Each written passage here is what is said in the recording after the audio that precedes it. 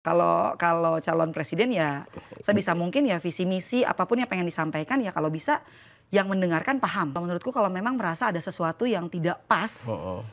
misalnya kayak Pak Prabowo ngerasa, ini salah, ya nggak perlu marah Pak, Heeh. coba jelaskan. Enak aja loh. Nah kalau misalnya gampang emosian, yang Nah. ada bukannya memberikan solusi ntar malah, ya gitulah ya.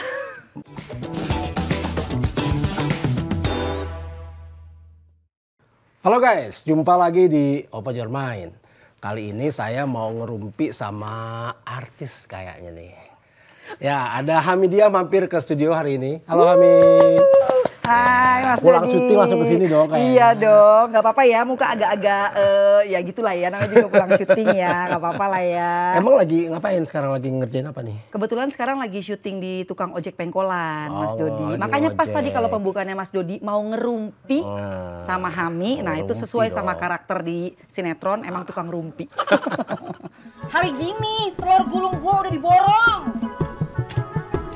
Kan kemarin kalau nggak salah sempat ini juga ya main film horor ya. Iya bener, jadi kemarin itu sempat main sama Luna Maya sama Christian Sugiono di Panggonan Wingi. Panggonan Wingi. Nonton nggak? Belum Nggak nonton, lagi, sempet. aduh. Ini kita lagi sibuk ini soalnya Oh nih. iya bener aduh. juga ya, fokusnya ke sini ya. Iya bener. Jadi gini, ini kan kalau kita lihat nih ngikutin pasti ya, namanya kan sekarang udah bulannya kampanye Iya gitu ya. betul. Ini kalau di pandangan Hami nih sebenarnya kondisi apa ya, perpolitikan Indonesia udah kayak gimana sih? Apakah udah masuk ke genre horor atau malah komedi nih kayak TOP gitu? Kalau dibilang horor kayaknya enggak sih ya Mas Dodi ya. Janganlah ya, Oh, jangan enggak sampai kayak deh. maksudnya masih dilihatnya yang sehat-sehat aja lah. Cuma ya gimmick-gimmick komedi emang ada ya. Malah komedi malah ya. Gimmick-gimmick komedi memang ada gitu. Tapi kalau horor kayaknya jauh deh. Nggak sempat ikut joget-joget kemarin? Belum lagi. Belum ya. Kan Nangis mungkin nangis pakai botol aqua nggak? Enggak bisa nangis sendiri Bisa loh. nangis sendiri ya, nggak usah pakai botol Bisa. Nah, gini Mi, kalau terakhir kemarin kan kita apa ya, debat ya? Iya. Debat itu sempat ngikutin nggak sih? Sempat nonton nggak? Atau syuting? Nonton. Cuma memang nggak full Mas Dodinya. Karena Tahu kerja lah ya. Karena sambil kerja jadi nonton skip. Tapi karena sekarang medsos tuh kan ada lah ya, ada banget kan maksudnya berita-berita begitu yang tadinya kita emang ada ya kalimat begitu, kepo gitu kan. Coba Jadi searching lagi. iya, mana sih bagian yang mana sih gitu. Jadi ya adalah maksudnya update-update ada, cuma memang nggak full mungkin kayak orang-orang yang memang fokus ke situ. Kalau kita kan ya namanya dunia hiburan kan tahu ya, Iya. ritme kerjanya agak berantakan gitu kan. Betul. Nah, dari apa yang Hami dapat nih dari medsos atau mungkin sempat lihat kemarin nih, kesan apa yang Hami dapetin di debat kemarin? Satu sih yang paling Hami garis bawahi ya, khususnya soal Pak Ganjar. Jadi yang Hami lihat gini, Mas Dodi, kemarin itu meskipun Hami nggak nonton secara 100%, Hami ngelihat itu tuh kayak agak anget ya gitu, kayak agak anget gitu. Cuma Pak Ganjar tidak terbawa suasana. Hami senang banget ngeliat Pak Ganjar tuh tetap tenang, nggak kebawa suasana dan fokus. Fokus ngejelasin segala sesuatu yang memang harus disampaikan malam itu. Jadi nggak ikut-ikutan lah ya, kalau kata kalimat kita sekarang tuh kayak nggak ikut-ikutan, ya udah mau si A ngomong apa, si B ngomong apa, pokoknya gue tuh malam ini fokus pengen menjelaskan ke seluruh masyarakat Indonesia, ini loh visi misi gue, ini loh yang akan gue kerjain, ini loh yang bakalan jadi apa ya, rencana kedepannya. 5 tahun ke depan kalau beliau memimpin jika ya. beliau menjadi presiden gitu. Bener Itu sih. Memang kelihatan kalau Pak Ganjar itu memang fokus dan semua jawabannya substantif ya. benar dan Tenang gitu. Iya, jangan benar. bawa. Nah, kalau yang lain, jaket bombernya sih. oh iya itu dia tuh. Iya Apa kita bikin sendiri apa ya? Aduh. Lagi nunggu ini ya juga sih, Aku nunggu tuh lagi- giveaway-nya nih. Aku tuh sampai kira-kira Pak Ganjar bakalan ini gak ya bikin giveaway gak ya buat si jaket itu ya, khususnya yang Top Gun. beliau pakai. Iya. Kan itu nilainya akan makin Iya, tinggi ya. keren banget Ganjar lagi. apa jaketnya abis dipakai Pak Ganjar nih. Di debat pula. Iya, aduh. Nah, Tapi kayaknya nggak kalau ada ya. dari Pak Ganjar program-programnya ada yang Fani tangkap nggak tuh yang paling menarik buat Hami apa? Ada nggak yang Kalau yang nempel, paling Hami soal internet sih. Internet gratis itu ya? Iya benar, soal internet kecepatan internet yang jadi fokus gitu, maksudnya kecepatan internet sama soal judi online. judi online, terus pinjol. Itu kalau menurut Hami emang jadi isu yang sangat dekat sama masyarakat ya Mas Dodi. Jadi Hami tuh terus terang aja gini Mas Dodi, tadi seperti yang Hami sampaikan di depan, Hami bukan orang yang sangat paham banget politik. Tapi memang Hami mengagumi Pak Ganjar gitu. Ya tapi itu pengetahuan politik Hami memang tidak sebesar itu. Nah Hami akan mewakili teman-teman yang mungkin memang pengetahuannya tidak banyak tapi merasa kalau visi misi dan apa-apa yang diterangkan sama Pak Ganjar, dicanangkan sama Pak Ganjar itu ya memang deket gitu sama masyarakat. Kayak pinjol sekarang. Itu kan kayaknya kalau Hami lihat tuh kayak di lingkungan terdekat Hami ya, di lingkungan terdekat Hami aja, Hami gak usah ngomong yang jauh-jauh. Itu kayaknya masalah-masalah yang kayak gini tuh udah 40% orang-orang di sekitar Hami tuh kena banyak gitu. banget. Ya Kru juga banyak pasti kena ya. Itu makanya, dan itu bukan cuma mengganggu, tapi ada tahap di mana mengkhawatirkannya tuh mengkhawatirkan sampai ke gangguan mental kejiwaan gitu loh, Mas Dodi. Aku tuh nggak mudah-mudahan sih enggak. Tapi kalau ini terus-menerus dibiarkan, dimudahkan, takutnya gini loh, Mas Dodi, takutnya nanti akan banyak kasus-kasus kayak bunuh diri, karena gagal bayar segala macam. Ini jadi, gue jadi inget ini, ada pernyataan dari wakil ini tim kampanye nasionalnya Prabowo Gibran nih, Pak Edi Suparno kalau nggak salah namanya tuh. Dia tuh ngomong gini, kalau masalah hutang, gali lubang tutup lubang tuh di masyarakat Indonesia udah biasa. Nah kalimat udah biasa ini bahaya sih. Nah itu dia gitu loh, kok begitu gitu. Karena gini, ini justru malah memang sangat berbahaya, apalagi kalau nanti dibandingkan sebagai analogi untuk pemimpin negara. Benar. Kita bisa lihat pinjol ini kan awalnya dari satu hal yang terdesak misalnya kalau apa sih ya. Sebenarnya nominal angkanya kan biasanya nggak besar ya Mas. Biasanya nggak besar itu biasanya.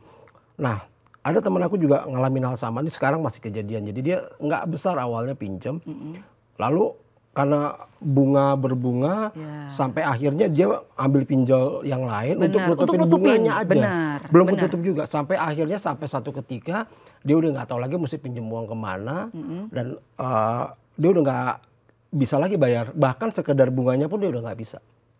Dan akhirnya kan depresi. Benar. Sampai udah mau bunuh diri apa segala Dan macam. itu terjadi Mas Dodi di orang terdekatku. Itu terjadi, makanya aku senang kemarin waktu Pak Ganjar di debat ketiga itu ada membahas soal itu, soal pinjol segala macam itu aku senang sih. Karena itu tadi balik lagi, aku merasakan di orang terdekatku kalau itu tuh sangat berimpact ternyata. Rumah tangga bisa hancur, hubungan sama keluarga bisa nggak baik, bahkan bisa menimbulkan kecenderungan untuk Nah itu dia makanya kan bahaya sekali kalau ini dalam tanda kutip dijadikan hal yang biasa aja gitu loh. Biasanya ini untuk siapa dulu? Nah kalau misalnya mungkin pinjamannya untuk usaha mungkin oke ya.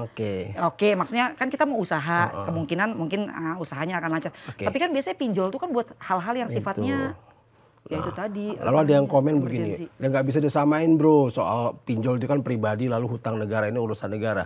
Nah tapi konsepnya ini, konsep yang merasa bahwa berhutang itu biasa. Iya, itu nggak boleh sih. Berhutang lalu mengambil hutang yang lain untuk menutupi hutang sebelumnya. Nah, konsep yang menganggap ini biasa ini yang menjadi masalah. Bahaya, itu apalagi kalau ini diberlakukan ke negara. Benar. Bayangin kita kalau secara personal aja, kalau kita punya utang belum bisa bayar, maka langkah berikutnya adalah kita jual aset. Ya kan, apa yang kita punya untuk menutupi hutang itu. Kalau itu nggak cukup, apalagi? Benar. Banyak macam-macam kan, ada yang jual diri, bahkan ada yang bunuh diri. Betul. Nah kalau itu terjadi pada konsep bernegara, apa jadinya? Iya. Dan impactnya pasti akan ke kita. Emang yang bayar siapa ntar?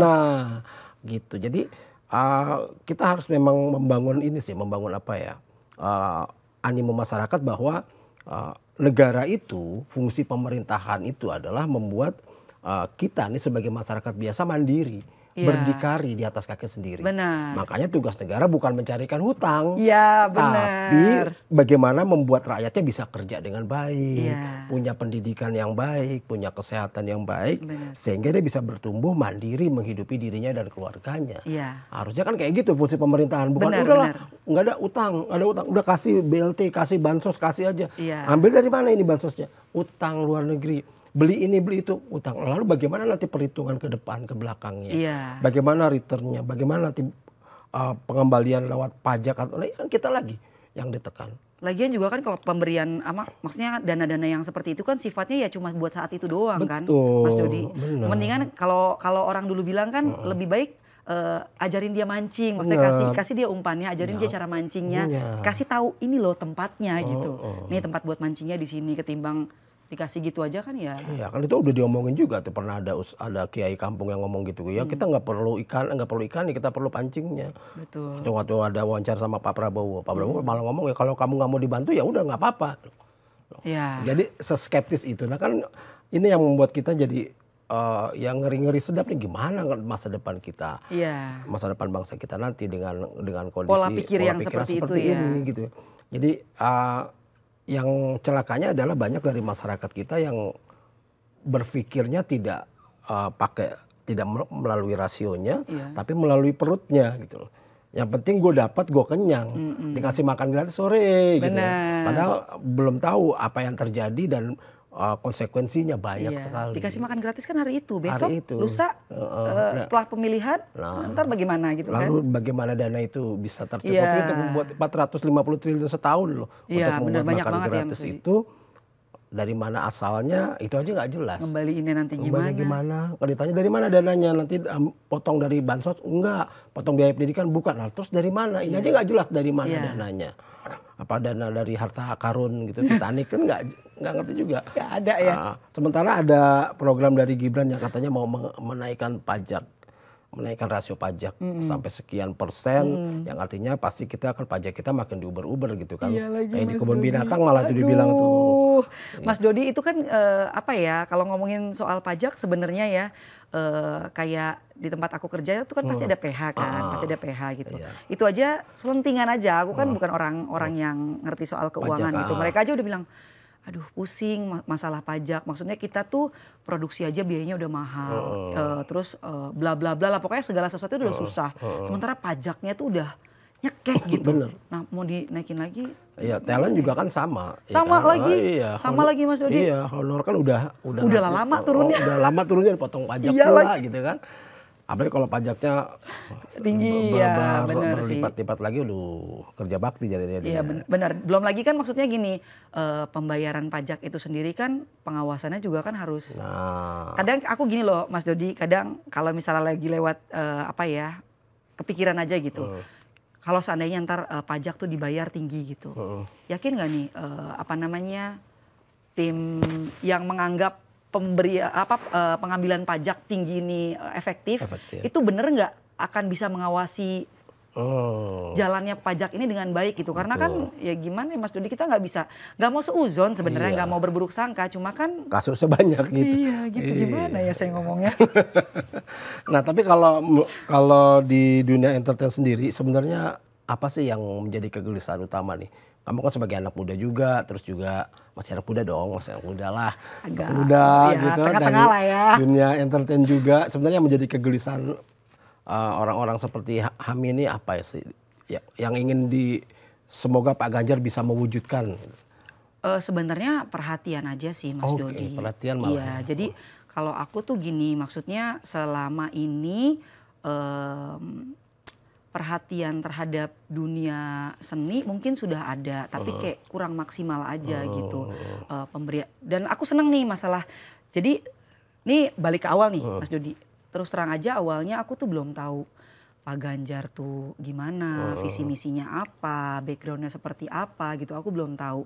Sampai pada suatu hari ada temen yang ngajak, jadi Pak Ganjar ini ada bikin acara itu bareng sama anak-anak muda, bareng sama anak-anak muda. Di sana ada ya sebagian juga ada teman-teman aku gitu. Tadinya cuma iseng Mas Dodi, iseng terus dengerin pemaparannya Pak Ganjar sambil ngelihat pembawaan beliau. Dan memang pertama kali yang aku bikin jatuh cinta gitu.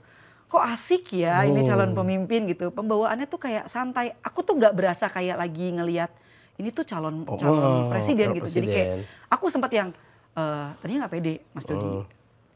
Mau minta foto tapi kok malu ya. Gitu. Tapi cuek aja deh.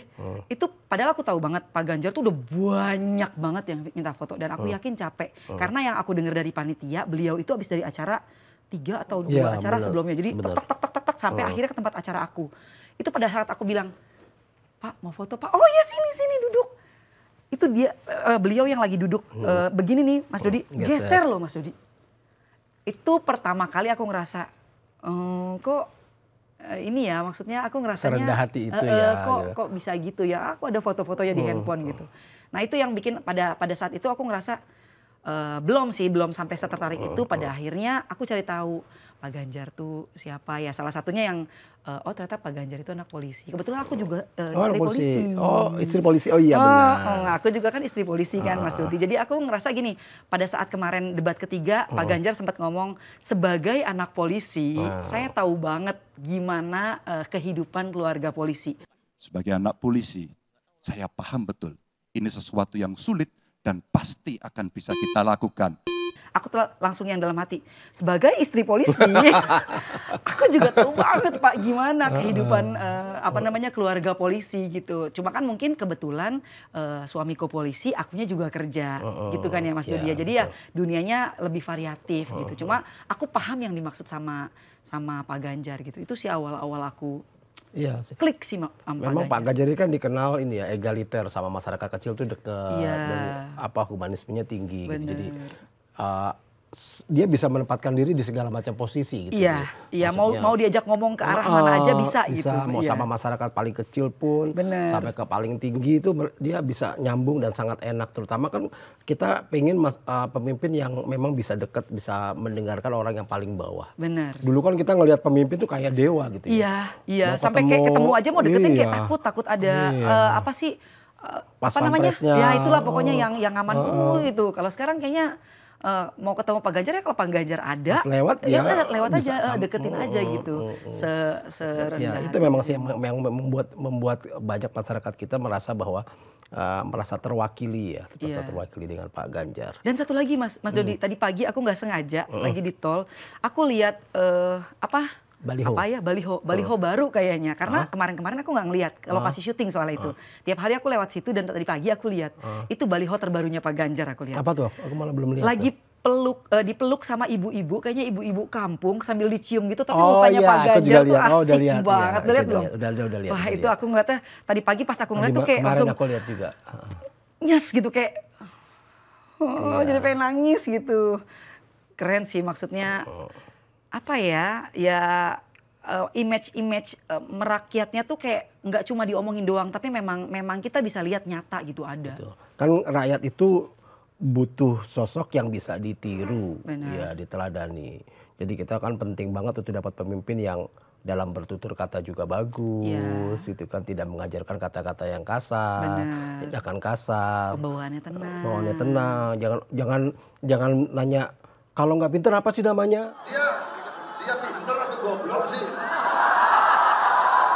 Itu kan gimana coba kan? Kayak provokatif ya. Jadi provokatif malah mengajarkan hal yang seperti itu. Betul. Secara kasar dan sebagainya. Jadi kita perlu pemimpin yang memang bisa menjadi contoh. Sebenarnya kalau menurut aku sih begini. Kalau kita menentukan pemimpin itu kita bisa tanya beberapa hal lah. Misalnya kayak kita lihat siapa sih yang paling sehat. Ya kan kita butuh pemimpin yang sehat dong. Benar dong. Kan ini paling tidak 5 tahun ke depan kita bisa menjamin bahwa dia ini akan sehat. Ya betul. Ya yang kita lihat di hari ini aja nih, hari ini beliau sehat, berarti kemungkinan besarnya bisa 5 tahun ke depan tuh akan terjaga betul, kesehatannya. Suka olahraga dan sebagainya. Nah ini penting banget. Lalu yang kedua misalnya ini pendidikan yang dari ketiga paslon ini mana nih yang paling cocok untuk jadi pemimpin? Benar. Ya enggak? Ya benar. Gitu. Ya dong, background pendidikan penting banget. Penting ya, gitu kan? Karena akan menentukan kira-kira isinya tuh kayak apa. Cocok enggak? Kan akan menentukan juga bagaimana wawasan beliau, cara beliau mengambil keputusan dan kebijakan kan ditentukan oleh background pendidikan juga. Benar. Lalu yang berikutnya kalau menurut aku nih pengalaman di dunia politik. Iya, gitu ya kan? benar. Pak Ganjar kan udah tahu sendiri kan dari DPR, gubernur. Jadi pengalaman yudikatif, eksekutif dan legislatif ini penting gitu ya. Kita lihat aja mana sih yang udah punya pengalaman itu. Benar. Gitu. Kalau menurut Fani Hami ada lagi nggak? Ini sih kemampuan public speaking sih. Nah. Mas Dodi. Aku senang sama kemampuan public speakingnya Pak Ganjar. Jadi gini, kalau aku ngeliatnya gini Mas Dodi, untuk beberapa orang yang tidak terlalu familiar sama kata-kata yang levelnya mungkin terlalu tinggi gitu ya, Pak Ganjar tuh bisa menjelaskan, memaparkan poin-poin yang perlu disampaikan dengan cara yang sederhana. Betul. Jadi kita tuh nggak perlu cari kamus dulu. Apa maksudnya gitu ya? Jadi nggak perlu yang sampai segitunya gitu. Itu menurutku penting sih, karena kan gini, dari mungkin 100% masyarakat Indonesia, emang yang kaya ada berapa banyak sih? Betul. Emang yang pendidikannya tinggi itu ada berapa banyak sih gitu? Yang ketertarikan sama politiknya tuh ada berapa banyak sih? Kan nggak sebanyak itu gitu. Betul. Yang banyak justru ya memang kalangan menengah, standar rata-rata, pendidikannya juga ya standar rata-rata gitu. Yang pengetahuan politiknya juga standar rata-rata. Jadi kalau dikasih kalimat-kalimat yang terlalu boom di saat-saat yang tidak tepat, itu kayak agak pusing sendiri kan kita. Jadi kayak kita udah pusing nyari makan, pusing lagi mikirin ngomong apa. Sama gitu. kayak mirip-mirip sama teman artis jadinya kan. Ada ya yang kalau ngomong wah gitu kan, ngomong apa gitu. Tapi kalau itu kan gimmick ya, itu kan artis gitu. Iya. Kalau calon presiden ya sebisa mungkin ya visi misi apapun yang pengen disampaikan ya kalau bisa yang mendengarkan paham. Betul. Itu penting sih kalau menurut. Karena kan ya jangan sampai yang dikedepankan cuma gimmick, sementara giliran diminta untuk memaparkan gagasan ya bingung sendiri. Iya, betul. Gitu.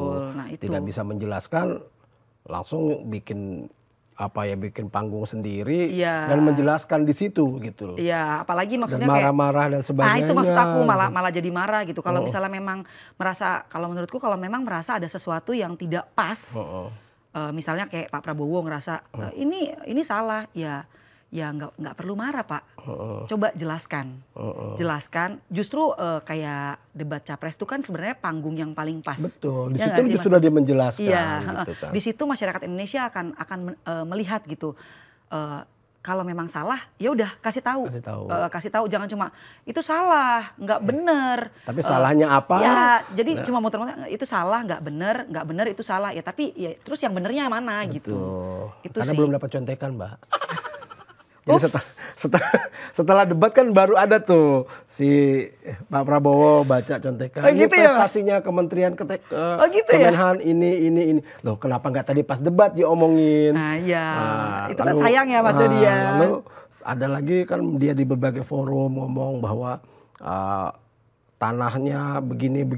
Oh iya, soal tanah yang banyak, soal tanah yang banyak hektar itu sudah diberikan ke negara dengan macam katanya dari 2,5 tahun yang lalu. Kenapa nggak saat itu diomongin? Iya bener, harusnya langsung aja patahin.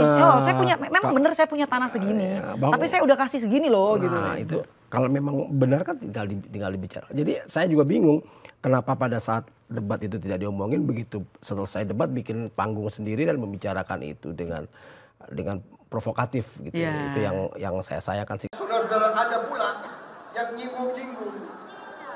Punya tanah berapa, punya tanah ini. Karena gini, jangan sampai justru malah masyarakat kita gitu merasa bahwa provokatif itu biasa aja jadi. Iya benar. Jadi hal yang biasa. Benar. Gitu, bahwa atas nama perbedaan pilihan, memaki-maki, menghujat, mengumpat itu jadi hal yang biasa. Iya benar. Kamu mau saya ngomong sopan-sopan mulu? Kalian mau dengar saya bicara sopan-sopan terus? Ini berarti maksudnya apa tuh? Iya. Maksudnya apa? Padahal kan pemimpin negara gitu ya, calon pemimpin negara. Gitu loh. Bagaimana bertutur kan itu penting banget. Ini akan menjadi contoh buat semua orang. Benar. Bayangin nggak kalau Pak Prabowo debat sama presiden negara lain? Iya. Kalau dengan kondisi kayak gitu, apa nggak kita perang tiap bulan? Iya lagi. Ya kan? Malu sih yang pasti sih, Mas Iya. Dodi. Ntar kalau misalnya kita keluar negeri dari mana, di Indonesia? Gitu mukanya. Jadi kemampuan pemimpin untuk mengelola emosi, Iya. menyampaikan semuanya by data dengan jelas, ini kan penting banget. Iya. Karena kan yang diingin masyarakat dapatkan adalah pemimpin yang bisa menenangkan masyarakat. Benar. Lagian kalau misalnya, maksudnya kalau misalnya image dari pemimpin, calon pemimpin negara itu udah terlalu emosional, Mas Dodi, lah itu kan baru jadi calon ya. Nah ntar kan kalau udah jadi, itu kan masalah pasti banyak dong Mas Dodi. Kita aja dalam rumah aja masalah banyak gitu kan, apalagi ini ngurusin negara. Nah kalau misalnya gampang emosian, yang ada bukannya memberikan solusi, ntar malah ya gitulah ya. Tambah lagi masyarakat kita jadi semakin takut untuk Bersuara, bersuara ya. gitu. Ya kita nggak memungkiri banyak sih teman-teman juga yang ya dalam tanda kutip mendapatkan tekanan-tekanan, mendapatkan ya semacam dalam tanda kutip intimidasi baik secara langsung maupun nggak langsung gitu ya. Tapi saya rasa memang ini sangat berbahaya ketika kita salah menentukan pilihan. Iya. Gitu. Kenapa? Karena ini kan 5 tahun ke depan nih.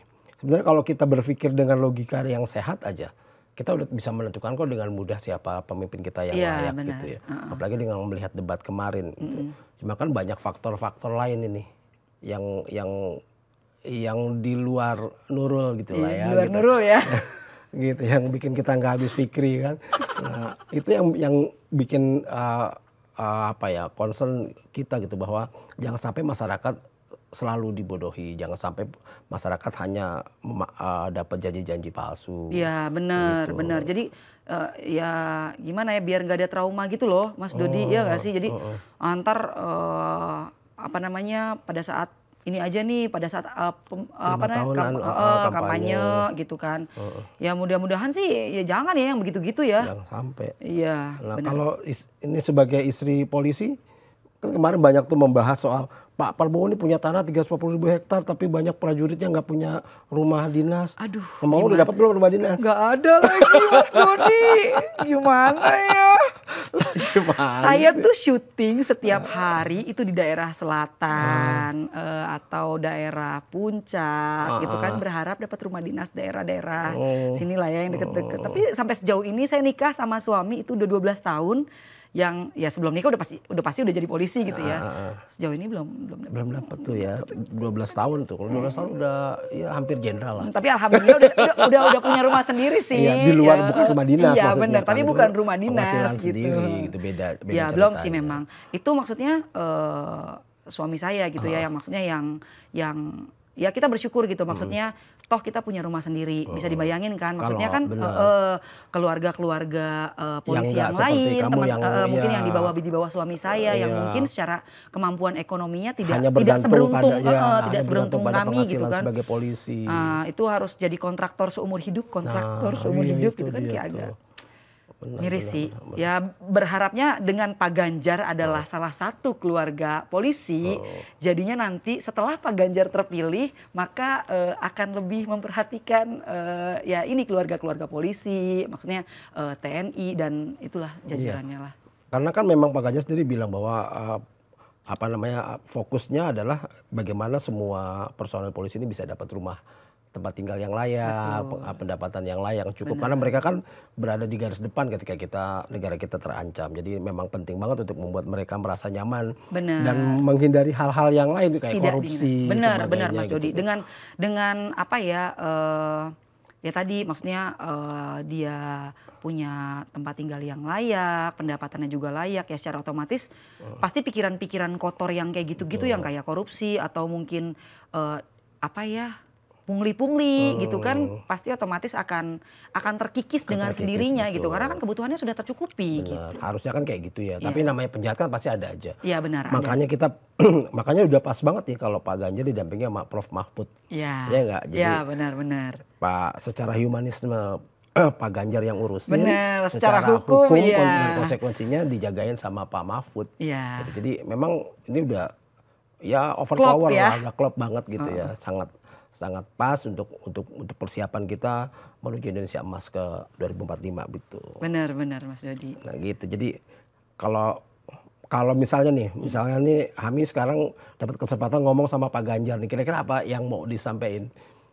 Sebagai istri polisi, sebagai praktisi di dunia entertain.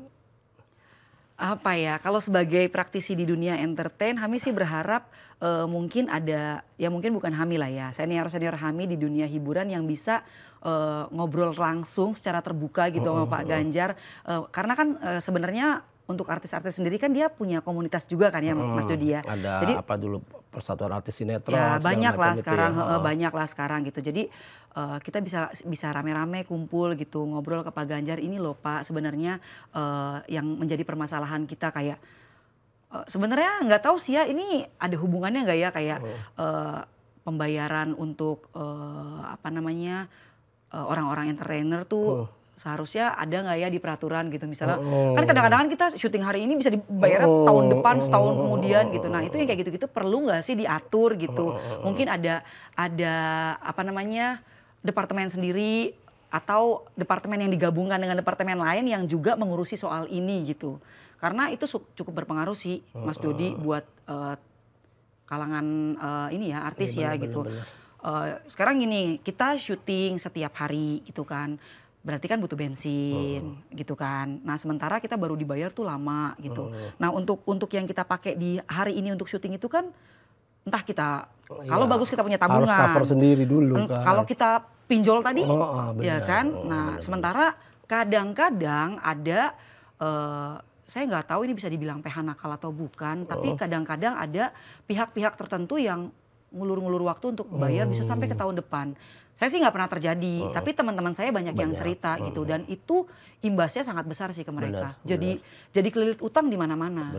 Itu ya itu sih kalau untuk sebagai pekerja seni ya mungkin nggak sih yang kayak gitu-gitu bisa dibahas sama Pak Ganjar gitu. Siapa tahu itu bisa dijadikan salah satu poin yang bisa nanti Pak Ganjar diskusikan sama tim gitu. Boleh nggak sih ini lebih diperhatikan? Saya rasa ini sih sangat mungkin dan sangat mudah untuk membicarakan hal ini ke Pak Ganjar ya. Karena kan Pak Ganjar sangat welcome dengan apapun gitu ya. Maksudnya kan ada kalau untuk anak-anak muda itu ada kayak apa sih namanya tuh nano apa tuh. Jadi bagaimana nanti anak-anak muda itu dikasih kesempatan untuk berdiskusi sama Pak Ganjar.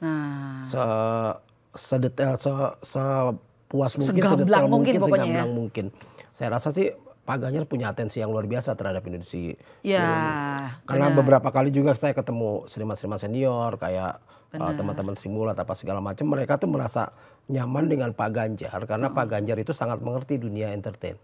Mereka bahkan Pak Ganjar juga suka manggung sama mereka gitu. Jadi dia paham banget. Pak Ganjar kan ini ya kayak suka nyanyi ya. Suka nyanyi juga, pernah main ketoprak juga, pernah manggung bareng Sri Mulat karena Pak Ganjar itu memang sebenarnya punya jiwa seni yang tinggi dan saya rasa ini akan jadi perhatian penting sih buat Pak Ganjar ya gitu. Saya rasa begitu sih. Nah kalau misalnya nih untuk Pak Mahfud, nah ada apa nggak yang mau disampaikan buat Pak Mahfud? Misalnya Pak Mahfud ini dong jagain ini atau tolong bahas yang ini atau selesaikan ini. Enggak sih, kalau saya ke Pak Mahfud justru pengen nyemangatin aja karena kan Pak Mahfud katanya kan ada julukannya apa ya?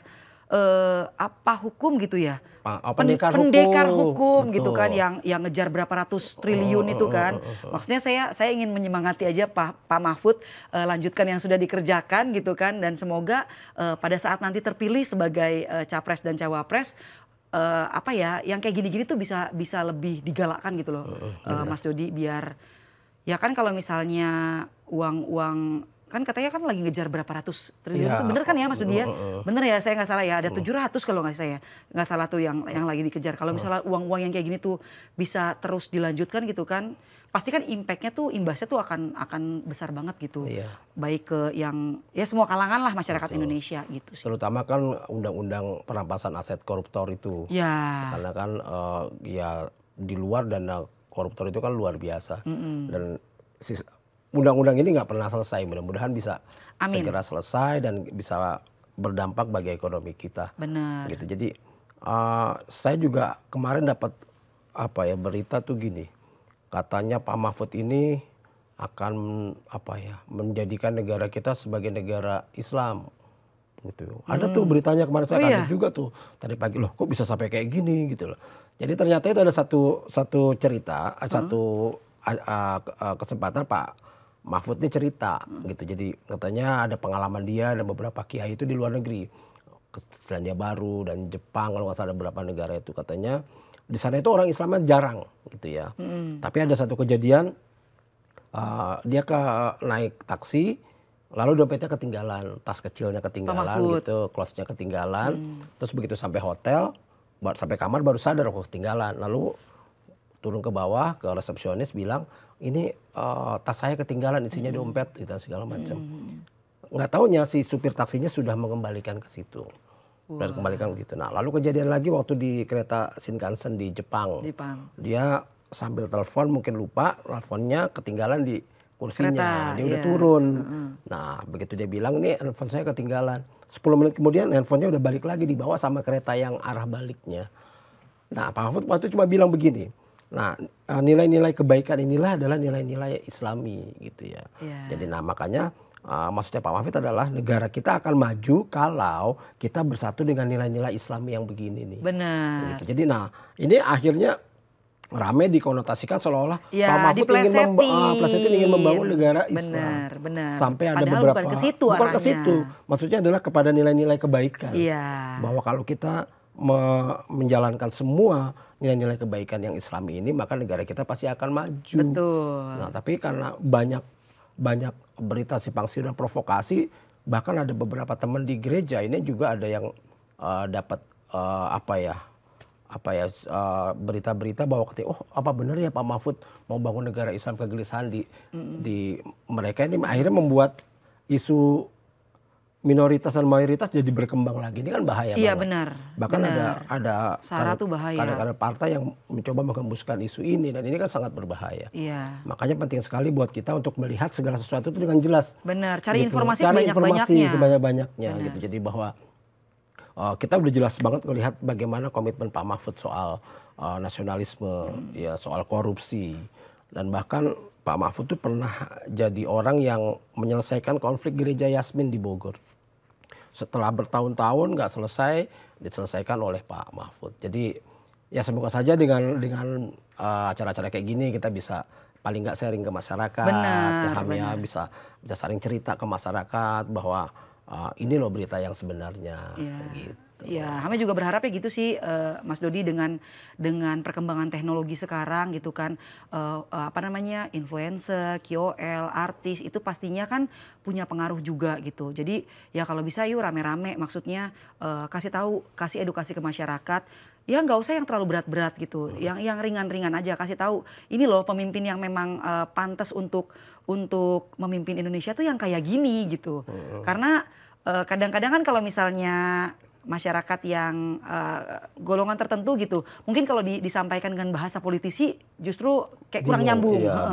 Nah mungkin kalau kita ngobrol dengan santai kayak gini nih, kita ngobrol santai, atau mungkin mungkin di momen-momen lain, entah lagi live di mana gitu kan, kita ngobrol santai gitu kan, bisa diselipkan lah. Betul. Biar ya masyarakat juga melek gitu, nggak yang cuma kayak disuruh lu milihnya ini ya gitu, tapi nggak tahu apa-apa gitu. Dapat ini lu dapat ini. Nah, iya, jangan sampai begitu gitu. Ntar kan yang nyesel kita juga 5 tahun ke depan loh. Iya, lama 5 tahun kan penderitaannya loh. Iya. Cuma gara-gara kasih makan siang doang. Oke deh. Thank you Hami, udah sempat mampir. Capek-capek pulang syuting mau mampir ke sini malam-malam. Senang Mas Dodi bisa sharing di sini. Oke deh. Oke guys, terima kasih sudah nemenin kita ngobrol malam ini. Sampai ketemu di Open Your Mind.